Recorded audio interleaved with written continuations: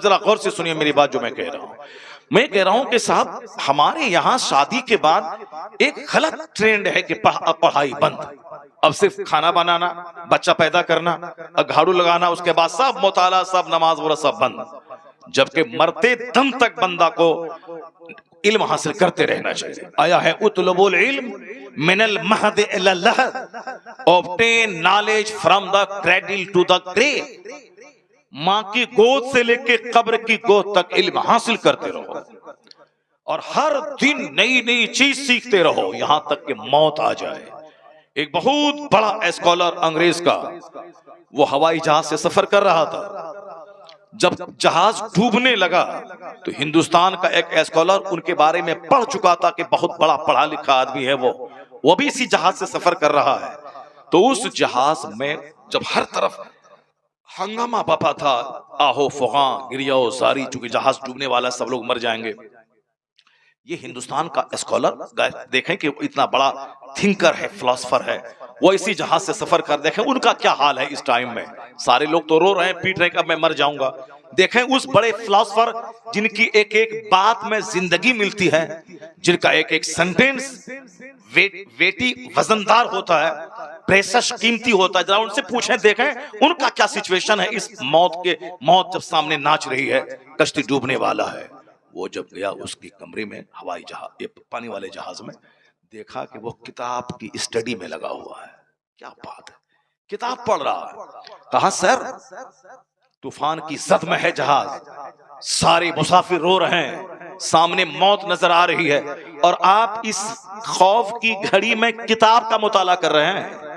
क्या कहा उस बंदे ने, वो यूरोप का रहने वाला, हम लोग तो सिर्फ घचड़ घचड़ बात करने वाले हैं, टाइम बर्बाद करने वाले हैं, सिर्फ दूसरों की गीबत शिकायत करने वाले हैं, अपनी बुराई दूर करके अच्छाई पैदा करने का ट्रेंड तो हमारे अंदर है नहीं। जो अच्छा काम कर रहा है उसकी टांग खिंचाई हमारे अंदर है। वो यूरोप का दानिश्वर क्या कह रहा है, इसीलिए तो मैं किताब पढ़ रहा हूं। अब जहाज डूबने वाला है, हम लोग मरने वाले हैं, कम से कम मरने से पहले पहले इल्म तो हासिल कर रहे हैं। अल्लाह समद, कम से कम मरने से पहले पहले एक चैप्टर तो पढ़ ले, मरने से पहले पहले एक इल्म तो हासिल कर लें। इसीलिए तो पढ़ रहा हूं। हालांकि जहाज डूबा नहीं, बिल्कुल उलट पुलट करके तूफान की जद में आकर के बस किनारा मिल गया और जहाज बच गया। अगर नहीं बचता, मर जाता, तो ये बात हमको कैसे मालूम होती? क्योंकि जो उस जहाज पे सवार था उसने जहाज से बचने के बाद तब स्टेटमेंट दिया कि ये देखें स्टडी करने वाले लोग कैसे कैसे होते हैं, मौत के वक्त में भी मुताला करते हैं। और यहाँ शादी हुई, पढ़ाई बंद, शादी हुई, दुआए कुनूत तक याद नहीं।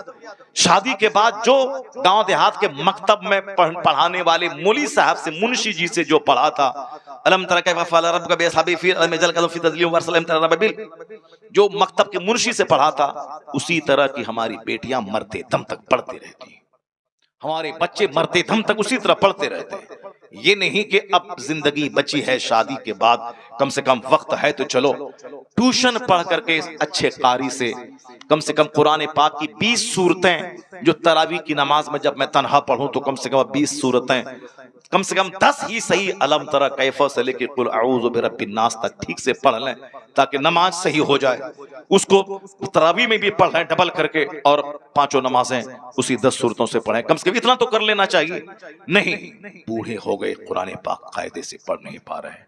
जरा देखें, वो हिंदू की बेटी शादी जवान हो चुकी थी, शादी हो गई, शादी के बाद अपने शौहर से कहा, शौहर से बोली कि मैं स्टडी जारी रखूंगी, आपकी खिदमत में कोई कमी नहीं होगी, मैं आपकी वाइफ हूं, मैं टाइम निकाल के मैं स्टडी करूंगी। तो शौहर ने कहा हाँ ठीक है, स्टडी करो। इस कदर डीपली पढ़ाई करी कि पूरा हिंदुस्तान अखबार में आया था, सारा मेरा शहर खुशी मना रहा था। हिंदू तो खुशी मना ही रहे थे, मुसलमान भी उसकी मेहनतों की दाद दे रहे थे कि शादी होने के बाद, एक बच्चा होने के बाद भी पढ़ाई जारी रखी। वह ब्लॉक डेवलपमेंट ऑफिसर भी बन गई, बीडीओ ब्लॉक डेवलपमेंट ऑफिसर बन गई वो। और हमारी बेटी अलम तरा कैफ़ा भी नहीं पढ़ पाई, दुरूद ताज भी नहीं पढ़ पाई, दुरूद इब्राहिमी भी कायदे से याद नहीं है। अगर दुरूद इब्राहिमी पढ़ो तो कोई बच्चा नहीं पढ़ पाएगा, वह भूलेगा, सर खुजलाएगा।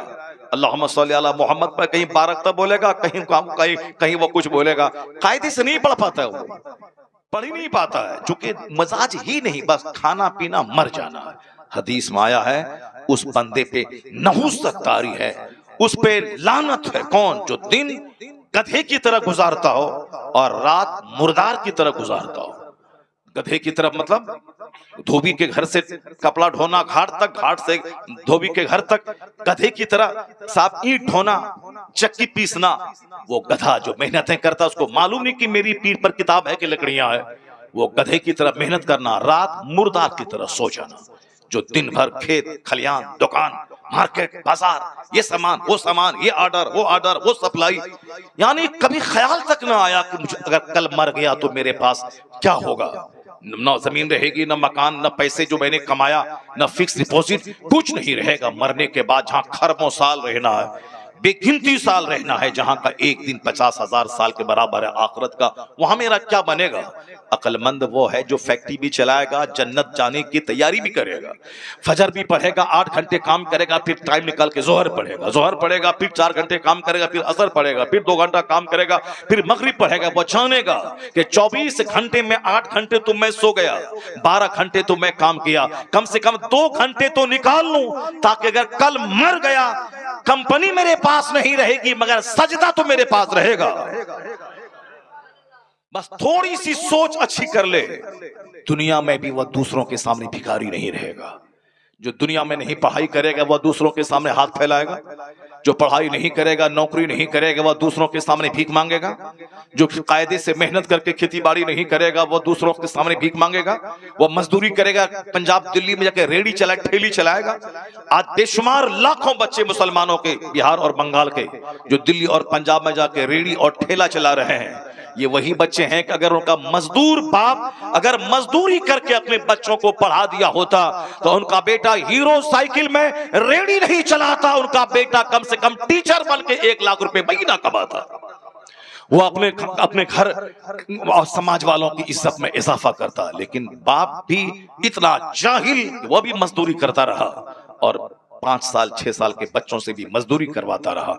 एजुकेशन, दुनिया की तालीम जरूरी है दुनिया में खुशहाल रहने के लिए, दुनिया की तालीम जरूरी है यहां खुशहाल होने के लिए।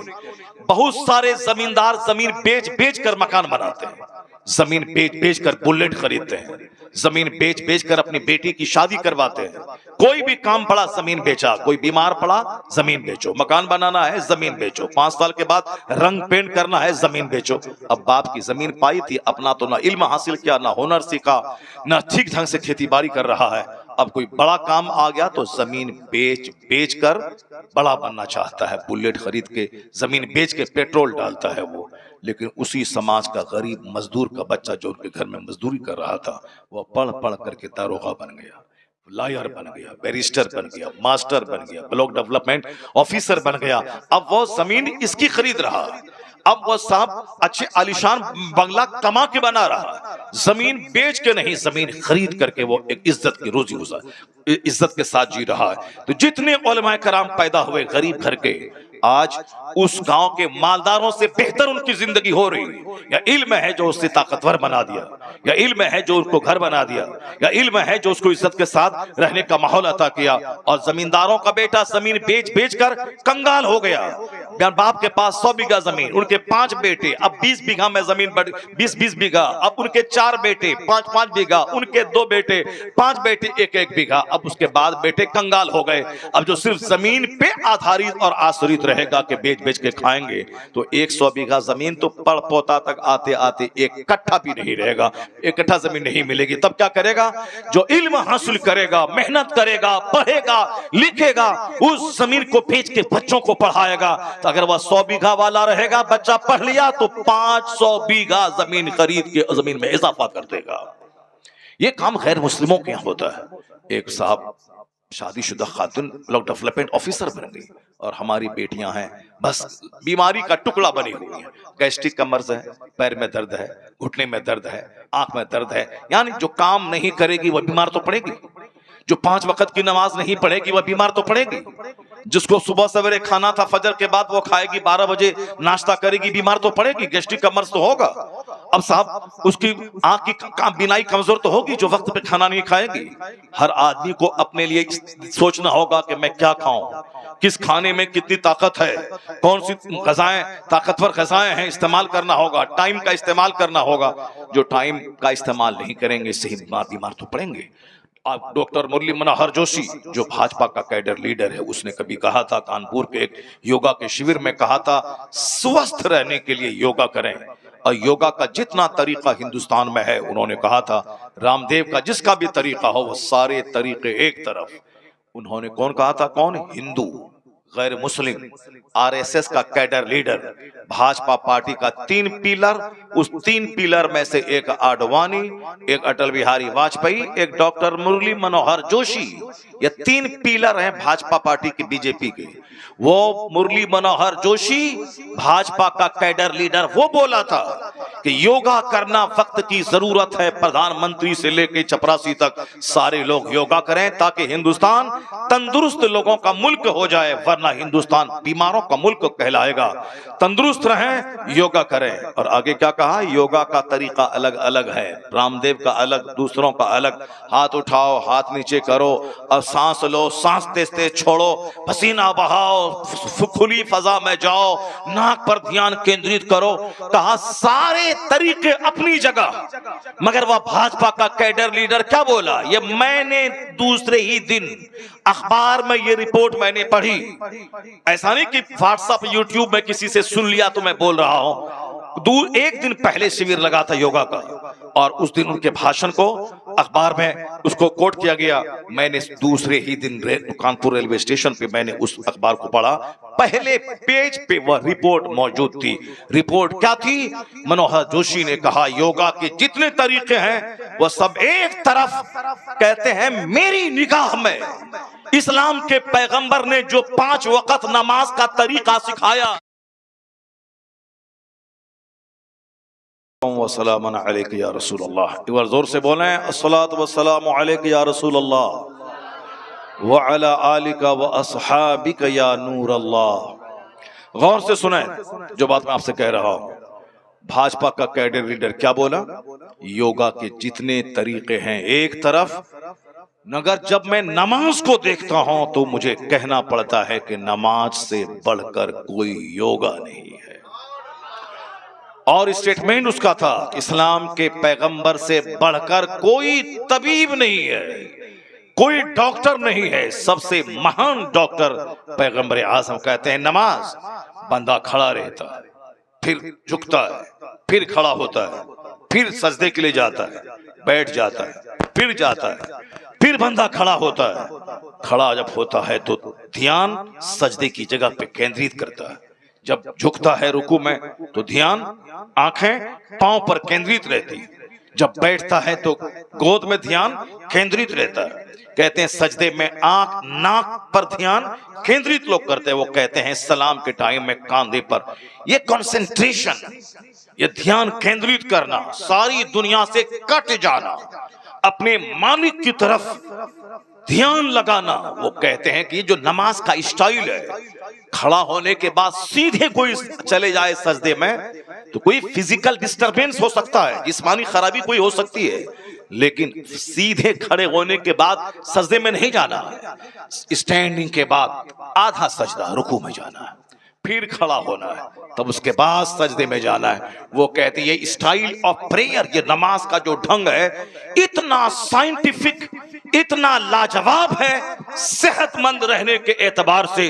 वो कहते हैं ना नमाज का जवाब है, ना नमाज देने वाले मोहम्मद अरबी का जवाब है। ये छोटा मोटा पढ़ा लिखा बंदर क्या जाने, ये रामगिरी जैसा आदमी जो महाराष्ट्र का, जो हमारे पैगंबर के खिलाफ बोला, ये जाहिल क्या जाने। ये जाहिल डॉक्टर मुरली मनोहर जोशी के पांव की धूल के बराबर नहीं है। मगर इन्होंने क्या जबरदस्त इन्होंने स्टेटमेंट दिया है। ये डासना का मंदिर का वो पीला कपड़ा पहन के, 2-4 माला पहन के, अपनी डकैती और अपनी बुराई पे पर्दा डालने के लिए महंत और पंडित बनने का ढोंग रचाने वाला अति नरसिंहानंद, ये क्या जाने मुस्तफा कौन है। बदतमीज ने जो गुस्ताखी की है, दिल तो चाहता है कि उसकी जबान नोच लूं। हमारे पैगंबर के खिलाफ इतना गलत स्टेटमेंट, गलत टिप्पणी उसने किया है। वो आदमी भी डॉक्टर मनोहर जोशी के पांव की धूल के बराबर नहीं है। डॉक्टर मनोहर जोशी, भले ही उस पार्टी से हम इत्तेफाक नहीं रखते हैं, वो भाजपा का लीडर था, अलग बात है, लेकिन वो इतना पढ़ा लिखा आदमी था। वो doctor, PhD degree holder, Hindustan का एजुकेशन मिनिस्टर साहब, वो इतना बड़ा पढ़ा लिखा आदमी, उसने इसी पीरियड में उन्होंने क्या कहा? कहा कि नमाज इतना जबरदस्त योगा है, जो नमाज दिया है इस्लाम के पैगंबर ने, उससे महान तो कोई हो नहीं सकता है। इसलिए ए मुसलमान, सड़क चलते रास्ता गली कूचे का कोई कुत्ता अगर भौंके, तुम्हारे पैगंबर के खिलाफ बोले, तो तुम्हें सबका जवाब देने की जरूरत नहीं, बस अनसुनी कर दे। एक पागल था जो बक रहा था, कोई बहुत बड़ा पढ़ा लिखा अदीब, डॉक्टर, साइंटिस्ट, अगर वो खिलाफ बोल रहा है तो हमारा साइंटिस्ट, हमारा अदीब, हमारा राइटर, हमारा मुसन्निफ उसका जवाब देने के लिए काफी है। हर चलते फिरते आदमी का जवाब देने के लिए प्रोटेस्ट करना जरूरी नहीं है। ये तो घंटी बजा के 2-4 पैसा कमाने वाला, इसकी कोई औकात नहीं कि मेरे पैगंबर के खिलाफ बोले। बस समझने को कोई गली कूचे का कोई मजनू है जो इस तरह का बयान दे रहा है। अलबत्ता याद रही बात, हम इसकी बात देखें कि हिंदुस्तान नहीं बल्कि यूरोप के, अमेरिका के पढ़े लिखे लोगों की बात में सुनो। तुमने सुना होगा डॉक्टर माइकल हार्ट, जो अमेरिका का सबसे पढ़ा लिखा आदमी, 1978 की बात है ये, आज से 40 साल पहले उस बंदे ने एक किताब लिखी थी, उसका नाम है द 100। वो किताब आज तक छप रही है, हिंदुस्तान के तमाम बुक स्टॉल पे मौजूद है। उस किताब में उन्होंने ठाना था कि मैं दुनिया की सबसे बड़ी महानतम 100 आदमी, 100 एमिनेंट पर्सनालिटीज पर मैं स्टडी करूंगा उनकी जिंदगी का, फिर उनका मैं सिलेक्शन करूंगा जो इस धरती का ये 100 क्रीम लोग जिन्होंने दुनिया को अपने से कुछ दिया, समाज में परिवर्तन लाया, दुनिया के बड़े लोगों की सूची में, कामयाब तरीन लोगों की फहरिस्त में उनका नाम है। वह 100 लोग कौन है, मैं उनको छांटूंगा और 100 में रैंकिंग करूंगा कि अव्वल पे कौन, 2 में कौन, 100 में कौन। मैं उसकी क्वालिटी की बुनियाद पर रैंकिंग करूंगा। मोहब्बत का दखल ना होगा, अकीदत का दखल ना होगा, मजहब का दखल ना होगा। वरना डॉक्टर माइकल हार्ट क्रिश्चियन था, कहा मैं किसी भी तरह मजहब को दखल ना होने दूंगा। वो अपने पैगंबर से, जैसे क्राइस्ट वो अपने हिसाब से मोहब्बत करता है, लेकिन वो कहा मोहब्बत, एक्सेजरेशन, गुलू, मुबालगा को जगह नहीं दूंगा। फैक्ट, रियलिटी और सच्चाई की बुनियाद पर मैं रैंकिंग करूंगा। उन्होंने जब 100 आदमी का नाम छांटा, दुनिया की इतिहास को आंख की पुतलियों में समेट लिया, संसार की हिस्ट्री को आंख की पुतलियों में समेट लिया। अपने हम तो मालदा की हिस्ट्री नहीं जान सकते, बंगाल की हिस्ट्री तो बहुत दूर की बात, बंगाल की हिस्ट्री नहीं समझ सकते, हिंदुस्तान की इतिहास तो बहुत बड़ी बात, हिंदुस्तान की हिस्ट्री तो बहुत दूर की बात, बहुत बड़ी बात है। वर्ल्ड हिस्ट्री को हम कैसे समझ सके? लेकिन जो किताब का रसिया है, जो मुताले का शौकीन है, जो आदमी किसी काम को ठान लेता है तो वह करता है। डॉक्टर माइकल हार्ट पढ़ा लिखा आदमी ठान लिया, पूरे वर्ल्ड हिस्ट्री को खंगाल दिया उसने। दुनिया के सबसे बड़े बड़े लोगों की सूची तैयार की, जिस सूची में नाम था गौतम बुद्ध का, महावीर का, गांधी का, चर्चिल का, वो जॉर्ज डॉक्टर वाशिंगटन का, इब्राहिम लिंकन का, माओ सेतुंग का, मसोलिनी का, हिटलर का। वह मुसलमान नहीं था, क्रिश्चियन था। अपने हिसाब से दुनिया के महान लोगों की सूची तैयार की, जिसने सबसे ज्यादा दुनिया पे इन्फ्लुएंस, असर डाला हो, जिसके फॉलोवर की तादाद सबसे ज्यादा हो, जिनके रेगुलेशंस और जिनके मैसेज में इतना दम हो कि सदियां गुजर जाने के बाद भी उनके फॉलोवर की तादाद न घटी हो, जिसने दुनिया का रुख बदल दिया हो, लोगों की सोच बदल दिया हो, सबसे ज्यादा जिसने लोगों के हृदय, लोगों के ब्रेन, लोगों के माइंड, लोगों के हार्ट को प्रभावित किया हो, इतनी वो जबरदस्त पर्सनालिटी कौन है? वह उस काम को ठाना तो करके दिखलाया। 100 आदमी को छांटा। सारे लोग कह रहे थे कि यह तो क्रिश्चियन है, मुमकिन है कि जनाब ईसा का नाम अव्वल नंबर पे देगा। कोई कहता था कि ये साहब न्यूटन है, या साइंटिस्ट है, न्यूटन का नाम अव्वल नंबर पे देगा। कोई कहता था ये अमेरिका का रहने वाला है, इब्राहिम लिंकन का नाम पहले नंबर पे देगा। चूंकि डॉक्टर माइकल हार्ट खुद साइंटिस्ट था, खुद बहुत बड़ा एडवोकेट था, बहुत बड़ा पढ़ा लिखा आदमी था, लोग अपने अपने हिसाब से राय का इजहार कर रहे थे कि ऐसा होगा, वैसा होगा। लेकिन जब किताब छप के प्रेस से बाहर आई, द 100 नामी किताब, उस किताब का नाम ही है द 100, 100। सब लैंग्वेज, सब इन एवरी लैंग्वेजेस, तमाम जबानों में उसका तर्जमा हो चुका है। आज भी वो किताब बुक स्टॉल पे मिलती है। द 100 नामी किताब जब प्रेस से छप के बाहर आई, दुनिया के सारे लोग दंग रह गए कि कामयाब तरीन लोगों की सूची में पहला नाम न न्यूटन का था, न जीसस क्राइस्ट का था, न इब्राहिम लिंकन का था। पहला नाम मोहम्मद अरबी अलैहिस्सलाम का था। पहला नाम।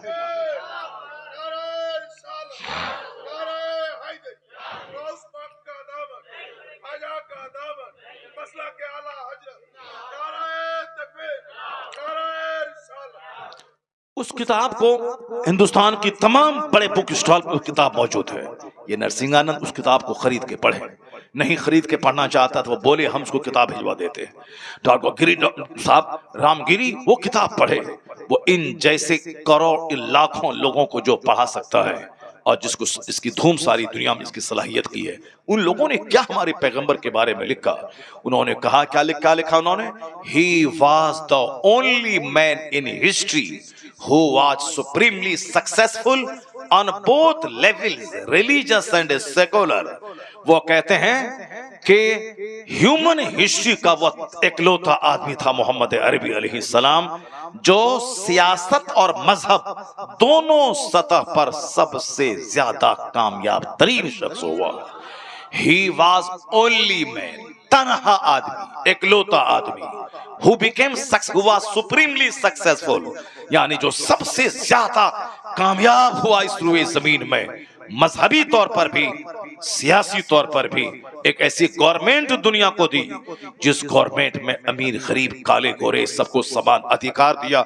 सबों की राय से हुकूमत चलेगी, अपनी हुकूमत नहीं चलाई जाएगी बल्कि बंदों पर, बंदों के खालिक की हुकूमत चले, के कानून की हुकूमत चलेगी, जिसको आमतौर पर अपनी जबान में लोग अपने हिसाब से डेमोक्रेसी कहते हैं। वह कहते हैं जमहूरियत, प्रजातंत्र, जहां काले गोरे का फर्क मिट जाए, सारे अमीर गरीब सब बराबर हों, सबको समान अधिकार मिले। वो कहते हैं ये कानून अगर किसी ने नाफिज किया है दुनिया में तो उसका नाम मोहम्मद अरबी अलैहिस्सलाम है। वह एकलौता आदमी है जो साइंटिफिक, जो साइंस, जो मजहबी तौर पर और सियासी तौर पर कामयाब हुए हैं, ये उसने कहा।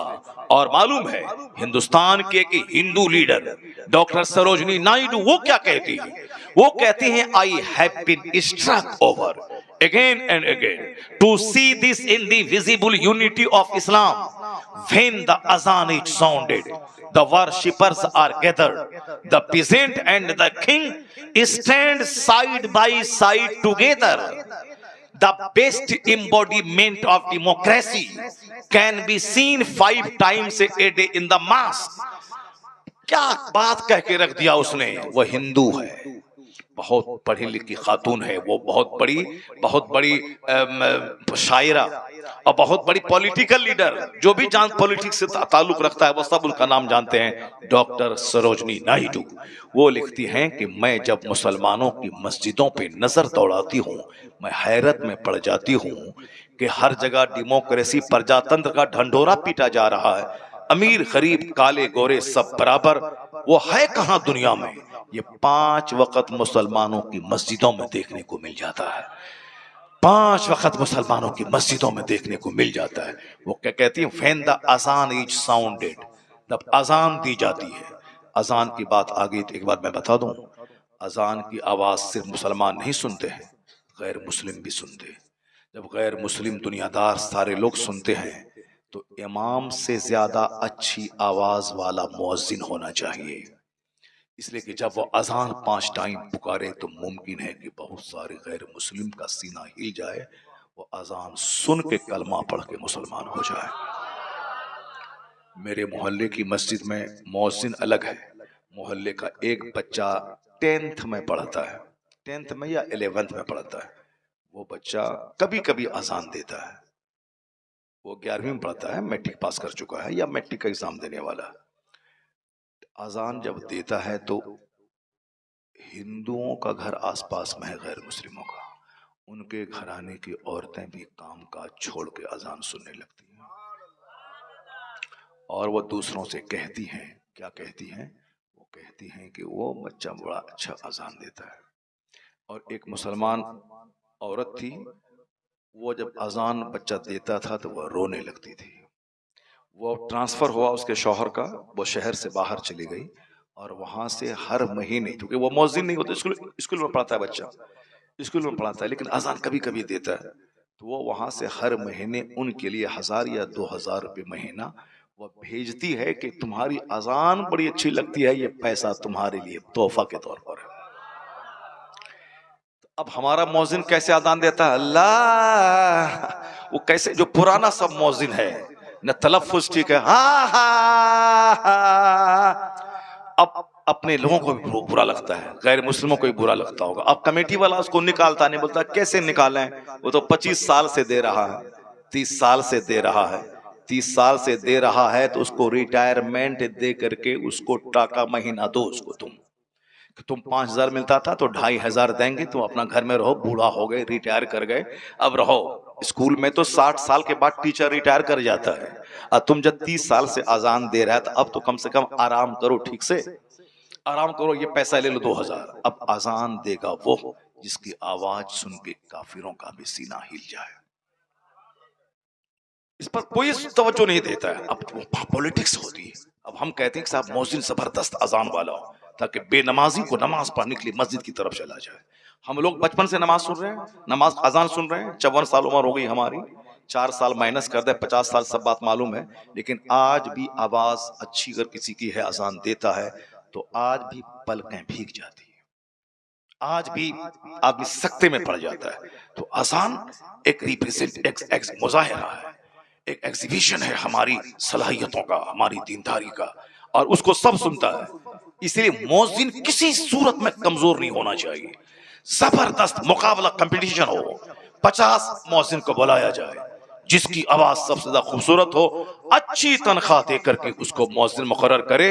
मैं कहूंगा कि उसकी अजान इस्लाम की तरफ बुलाने में इंपॉर्टेंट रोल अदा करेगी उसकी अजान। अब सरोजनी नायडू क्या कहती हैं, जरा गौर से सुनिए। वो कहती हैं, I have been struck over again and again to see this indivisible unity of Islam। मैं इस्लाम की जो यूनिटी, इत्तेहाद का जो मुजाहिरा है, मैं उसको देखकर हैरत में पड़ जाती हूँ। जब मैं मुसलमानों की मस्जिदों को देखती हूँ, अजान होती है, नमाजी जमा होते हैं, the peasant and the king, किसान और बादशाह, हल जोतने वाला फार्मर, उसको पीजेंट कहते हैं, किंग बादशाह राजा। अब वह हिंदू खातून गैर मुस्लिम लीडर वो क्या कहती हैं कि अजान होती है, नमाजी जमा होते हैं, तो कहती हैं वो कि बादशाह और किसान ये दोनों एक सफ में खड़े हो जाते हैं। बादशाह और फार्मर, गुलाम और आका एक सफ में खड़े होते हैं। काले गोरे का फर्क मिट जाता है, अमीर गरीब का फर्क मिट जाता है। बादशाह के बाजू में कोई हल जोतने वाला किसान खड़ा हो, कोई बुरा नहीं माना जाता है। मालिक के बाजू में नौकर खड़ा हो जाए, कोई उसको हटा नहीं सकता है। वो कहती हैं कि the best embodiment of democracy, प्रजातंत्र क्या है? Democracy is the government of the people, for the people, by the people. यानी प्रजातंत्र की परिभाषा यही है कि हुकूमत अवाम की, अवाम के लिए, अवाम के जरिए, इसी को कहते हैं डेमोक्रेसी। वो कहती हैं कि डेमोक्रेसी है कहां? कहीं गोरों का शासन है, कहीं ब्राह्मणों का शासन है, जो उनके कहने का सेंस था। हिंदुस्तान में भले ही डेमोक्रेसी है, लेकिन आजादी के बाद से लेकर पूरे 75 साल तक में सत्ता किसके हाथ में है सबको मालूम है। अफ्रीका में, अमेरिका गोरों का मुल्क है, कहने की बात है कि व्हाइट एंड ब्लैक सेम है, डेमोक्रेसी है, लेकिन सत्ता किसके हाथ में है वो सारी दुनिया जानती है। सरोजनी नायडू कहती हैं कि सच्ची डेमोक्रेसी, ट्रू डेमोक्रेसी है कहां? ये मुसलमानों की मस्जिद में 5 वक्त देखने को मिल जाता है। 5 टाइम जब अजान होती है, नमाजी जमा होते हैं, किसान और बादशाह एक साथ मिलकर खड़े होते हैं और दे प्रोक्लेम, वो ऐलान करते हैं क्या, न कोई बाप बड़ा है न कोई दादा बड़ा, न कोई गोरा बड़ा है न कोई काला बड़ा, न कोई शहरी बड़ा है न देहाती बड़ा, न कोई अरबी बड़ा है न कोई अजमी बड़ा। वो क्या कहते हैं सारे लोग खड़े होकर, अल्लाह अकबर, अल्लाह इज द ग्रेटेस्ट, अल्लाह ही सबसे बड़ा है, अल्लाह ही सबसे बड़ा है, अल्लाह ही सबसे बड़ा है। और आगे चलकर यह डासना मंदिर का महंत सुने गौर से क्या कहती हैं सरोजनी नायडू, ये नसाब रामगिरी जैसा खबीस, वो सुने इसी हिंदुस्तान के एक महान हिंदू औरत वो क्या कहती हैं। वो कहती हैं, you find in London an Indian an Algerian and a Turk, India is the motherland of one, Turkey is the motherland of another, but when they stand in prayer it makes man instinctively a brother. क्या गजब की बात कह दी उस खातून ने।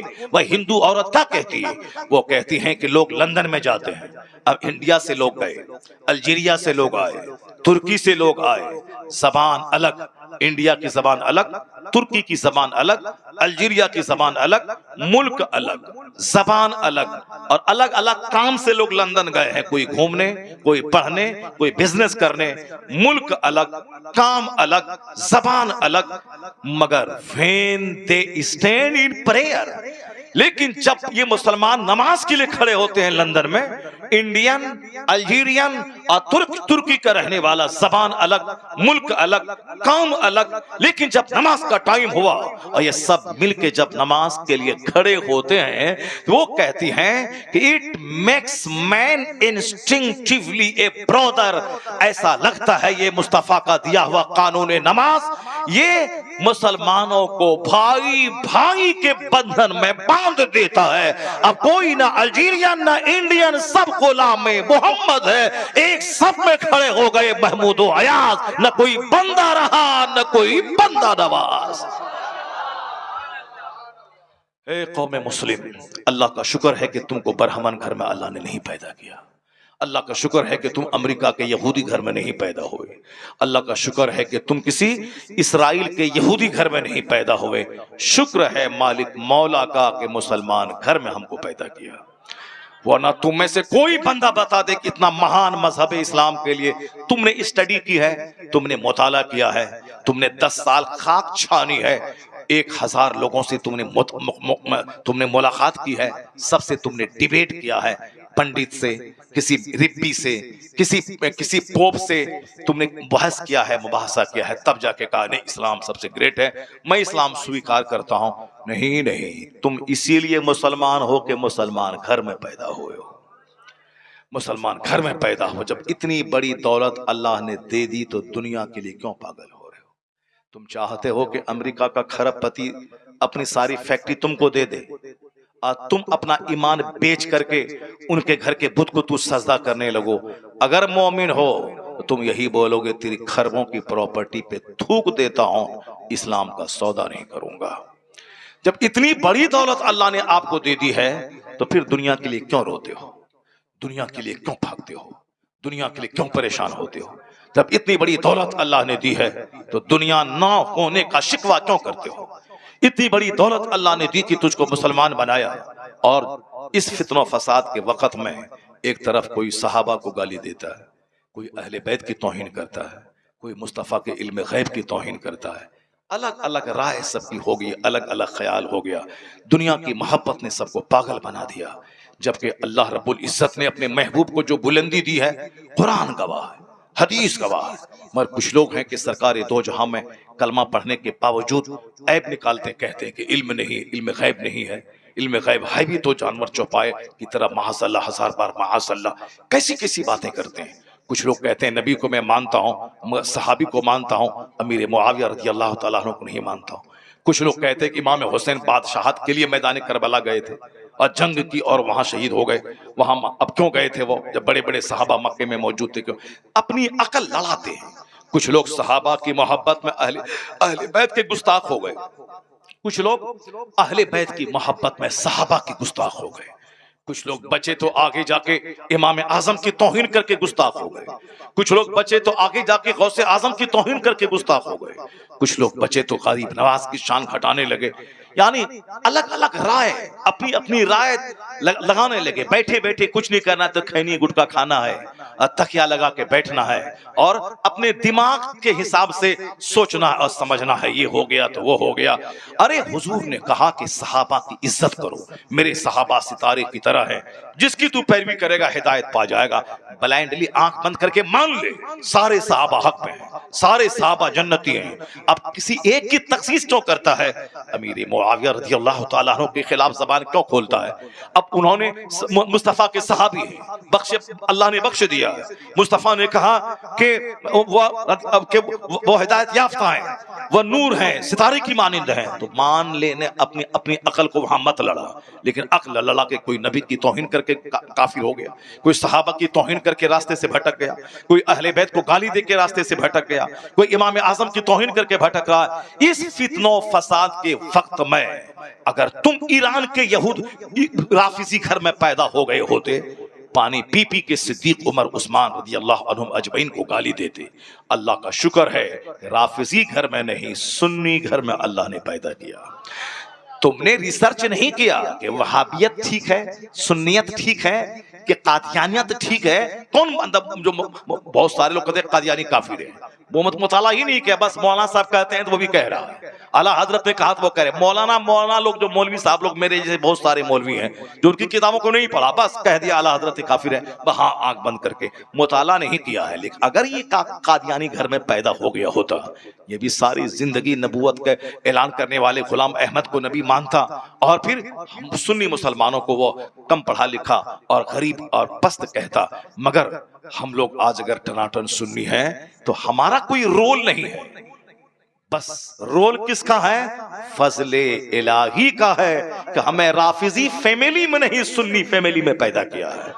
अब भी तो मान ले कि तुझसे बड़ा धनवान कोई नहीं है, तुझसे बड़ा मालदार कोई नहीं है, तुझसे बड़ा मालदार कोई नहीं है। इस नेमत का तो शुक्र अदा कर कि खरबपति राफिजी है और हम गरीब सुन्नी हैं, खरबपति काफिर है, हम गरीब मुसलमान हैं। इसका तो शुक्र अदा कर, इसका तो शुक्र ये अदा करके रात भर सजदा करके शुक्र अदा करेगा तो भी इस नेमत का शुक्र अदा ना हो पाएगा। चूंकि एक काफिर चाहे दुनिया में 50 घर बना ले, 50 टन सोना खरीद ले, मरने के बाद जब वो जाएगा क़यामत में, वहां दायमी तौर पर आग उसका मुकद्दर है, वहां कुछ काम नहीं आएगा, खरबों साल आग में चलता रहेगा।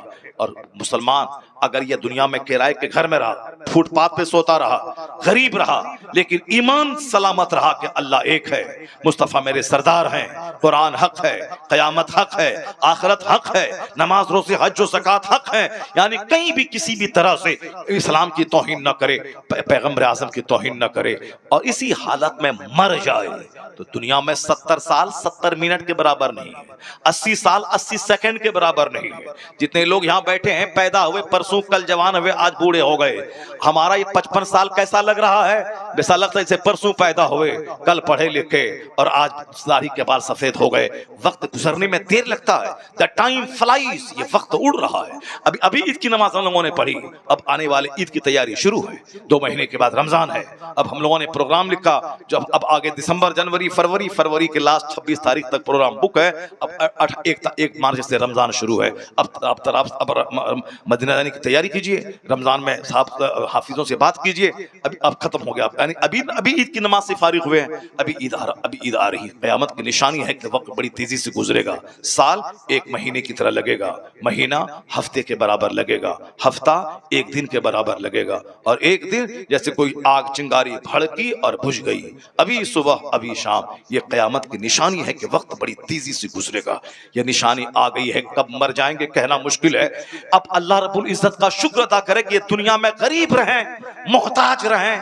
अगरचे मोहताज रहने इस्लाम पैगाम नहीं देता। ज़कात का कानून है कि कमाओ 1 लाख, साल में 2500 अल्लाह की राह में अपने गरीब भाई को दे दे। कमाओ 1 करोड़, 1 करोड़ माल तेरा पाक रहेगा, तुम सिर्फ 2.5 लाख, 100 लाख तेरा, 100 लाख में 98,50,000 तेरा और 2.5 लाख तेरी गरीब बहन, तेरे गरीब भाई, तेरे गरीब पड़ोसी, तेरे गरीब रिश्तेदार। अल्लाह रब्बुल इज्जत के नाम पे ज़कात निकाल के कानून पर अमल करते हुए अपने गरीब भाई बहन को दे दे, माल भी बढ़ेगा, वहां जन्नत भी मिलेगी। तुम दे, 1 करोड़ दिया है तो 2.5 लाख निकाल उस अल्लाह की खातिर, अल्लाह का हुक्म मानते हुए अपने गरीब भाई को दे दे। तेरा गरीब भाई खाएगा, माल भी बढ़ेगा, सवाब भी मिलेगा। दौलत कमाना अगर हराम होता तो भी ये कानून ज़कात नाज़िल नहीं होता, ये नहीं होता। पता चला 1 करोड़ कमाना जायज है, 2.5 लाख निकाल, तेरा माल पाक है। तो हम 1 अरब कमा ले, 1 अरब कमाल, 2.5 करोड़ निकाल, तेरा माल पाक हो जाएगा। 40वां हिस्सा ज़कात में निकाल। ये कानून ज़कात बताता है कि माल कमाओ नमाज के साथ, माल कमाओ सच्चाई के साथ, माल कमाओ तिलावत के साथ, माल कमाओ उसूल पर अमल करते हुए। बेशुमार लोग हैं नमाज पाबंदी तहज्जुद इशराक चाश सब पढ़ते हैं और बिजनेस करते हैं। बेशुमार लोग हैं झूठ नहीं बोलते, अरबों में खेलते हैं। बेशुमार लोग हैं साहब दौलतों के अंबार पे 105 मंजिला फ्लैट में रहते हैं और कोई नमाज नहीं छोड़ते हैं।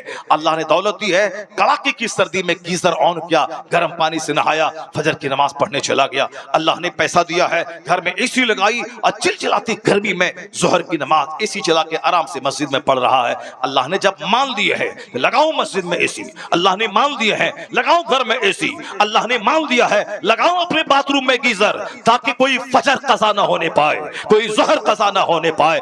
जाड़े के मौसम में गर्मी का मजा ले, गर्मी के मौसम में ठंडे पानी का मजा ले। इस अगर पैसा नहीं रहेगा तो गीजर कहां से खरीदेगा, पैसा नहीं रहेगा तो एसी कहां से लगाएगा, पैसा नहीं रहेगा तो अपने घर में हीटर कहां से लगाएगा। इसे माल कमा, ज़कात निकाल, नमाज़ें 5 जगह ना पढ़, यहां भी आराम से रह, और जब मरेगा तो मुस्तफा की जन्नत में आराम से चला जाएगा।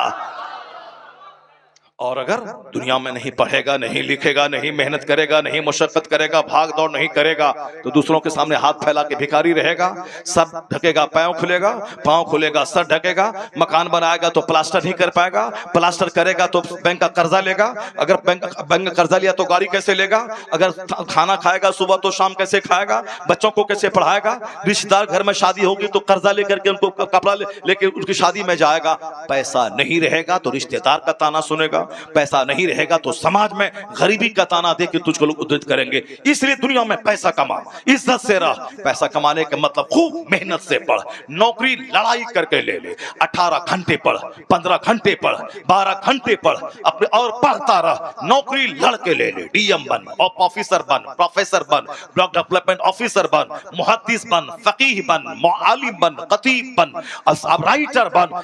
अगर काश्तकार है तो फिर नमाज रोजे की साय में अच्छी खेती-बाड़ी कर, मेहनत कर, 1 साल में 5 फसलें उगा, बिजनेस कर, अच्छी बिजनेस कर, नमाज के साथ। जो फजर पढ़ के जा दुकान में, जोहर पढ़ के जा दुकान में, आंधी तूफान आए दुकान खोल, बिजनेस कर, खेती-बाड़ी कर, काम सीख ले, हुनर सिखा दे, नौकरी कर, आला तालीम दिला, ताकि दुनिया में ज़कात निकाल, सदका फित्र निकाल, कुर्बानी कर, गरीबों मिस्किनों का इलाज करवा, दूसरों गरीबों की मदद कर, मस्जिद में दे, मदरसा में दे, यहां भी खुशहाल रह। अब दुकान जाएगा तो रोजी मिलेगी, अब मस्जिद जाएगा तो मरने के बाद जन्नत मिलेगी।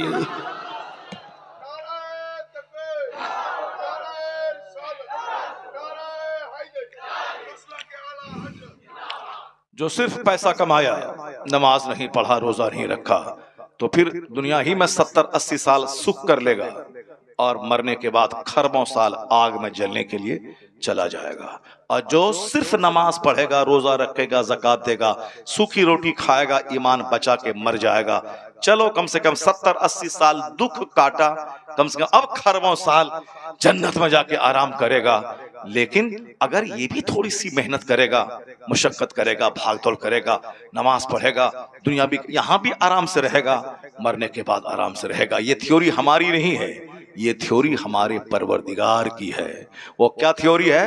रब्बना आतीना फिद दुनिया हसना व फिल आखिरति हसना व क़िना अज़ाबन नार। अब दुआ कर, अल्लाह ने सिखाया है बंदों से कि तुम दुआ करो कि ए मेरे रब, दुनिया में भी भलाई अता फरमा, आखिरत में भी भलाई अता फरमा, और जहन्नम की आग से हमें बचा दे। इसलिए इस्लाम नहीं कहता तू फकीर बन जा, मोहताज बन जा, मुफलिस बन जा, भिखारी बन जा।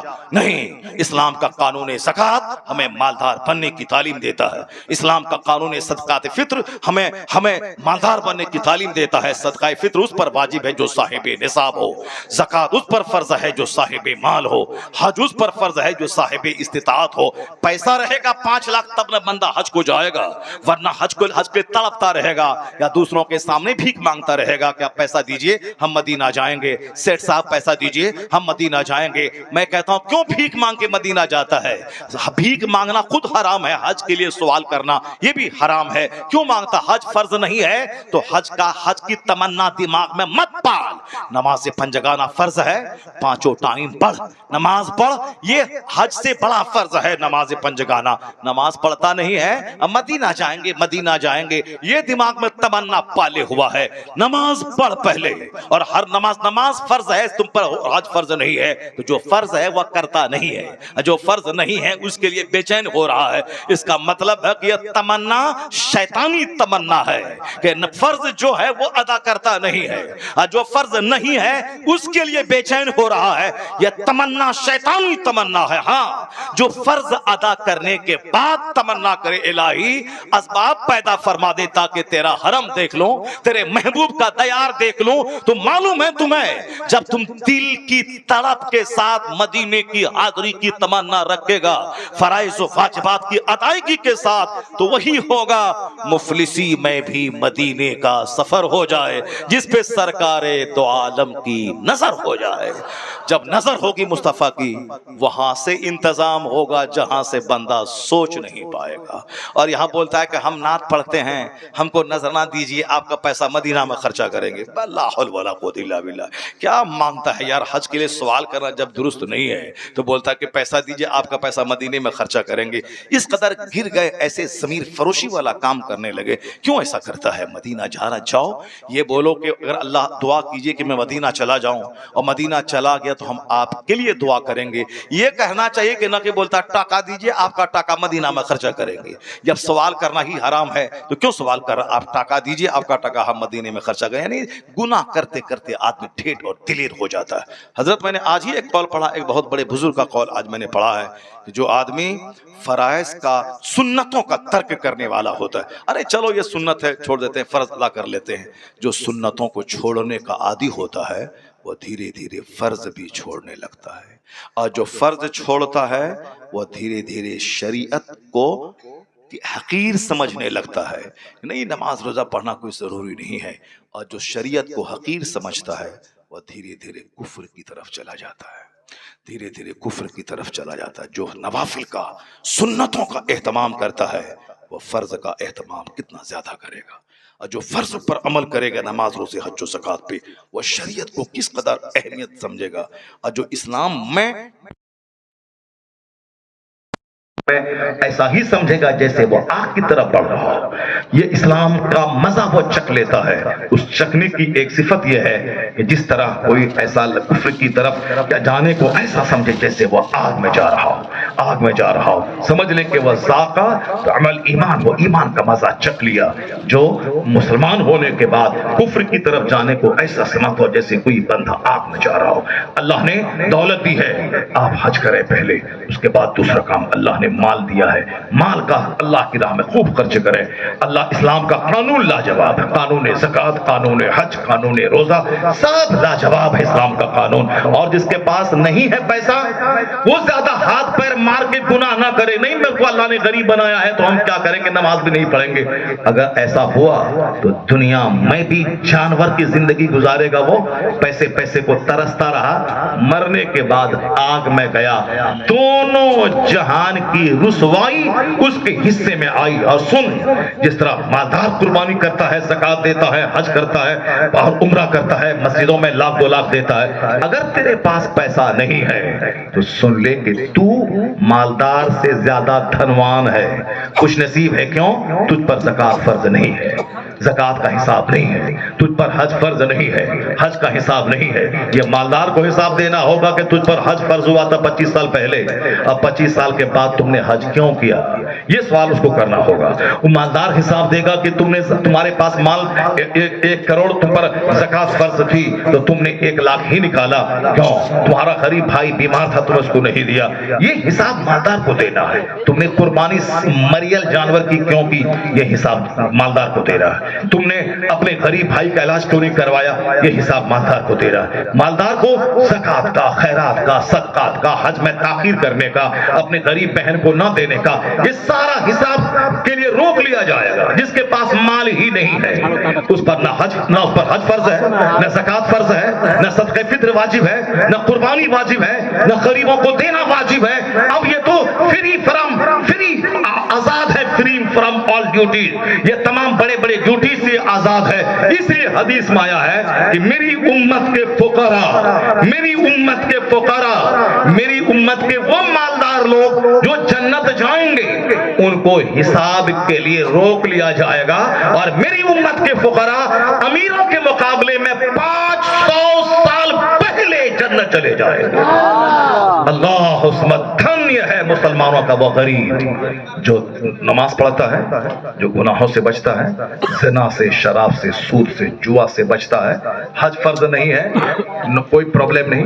ज़कात फर्ज नहीं है, कोई प्रॉब्लम नहीं। सदक़े फित्र वाजिब नहीं है, कोई प्रॉब्लम नहीं। कुर्बानी वाजिब नहीं है, कोई प्रॉब्लम नहीं। मगर नमाज मरते दम तक फर्ज है।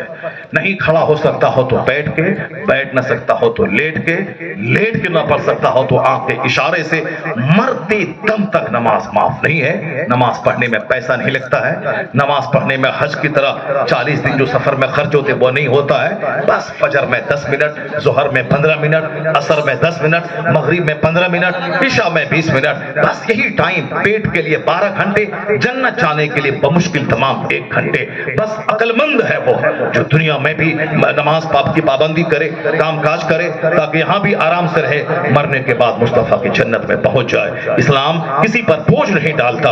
गरीब अगर है, दीनदारी है, तो वो तो मालदारों से ज्यादा अच्छा है कि मालदार हिसाब देगा माल कहां से कमाया, कहां खर्चा किया, मकान में कितना, गाड़ी में कितना, बेटी की शादी में कितना, और कपड़ा खरीदने में कितना, जमीन खरीदने में कितना, और शादी ब्याह में कितना, ईद के दिन कपड़ा में कितना, ये सारा हिसाब मालदार देगा। और गरीब नमाज रोजे का हिसाब दिया, फट से जन्नत चला गया। इसलिए मुस्तफा कहते हैं मेरी उम्मत के गरीब 500 साल पहले अमीरों से जन्नत चला जाएगा। अगर गरीबी में अगर नमाज नहीं है और नेकी नहीं है तो चौपट दी ग्रेट है कि दुनिया में भी मोहताज होगा, मरने के बाद भी मोहताज रहेगा। अगर मालदारी में तकवा, परहेजगारी और नमाज रोजा है, क्या कहना, यहाँ भी खुशहाल है, अच्छा खाना, अच्छा कपड़ा पहनना, अच्छी गाड़ी, अच्छा घर, मरने के बाद जन्नतुल फिरदौस में अल्लाह रब्बुल इज्जत से ये दुआ मांगे, इलाही रब्बना आतीना फिद दुनिया हसना व फिल आखिरत हसना व क़िना अज़ाबन्नार। अल्लाह ताला हमको, आपको सबों को दोनों जहान की भलाई अता फरमाए, दोनों जहान के लिए मेहनतें करने की तौफीक अता फरमाए। आमीन। व आखिरु दाअवाना अनिल हम्दुलिल्लाहि रब्बिल आलमीन।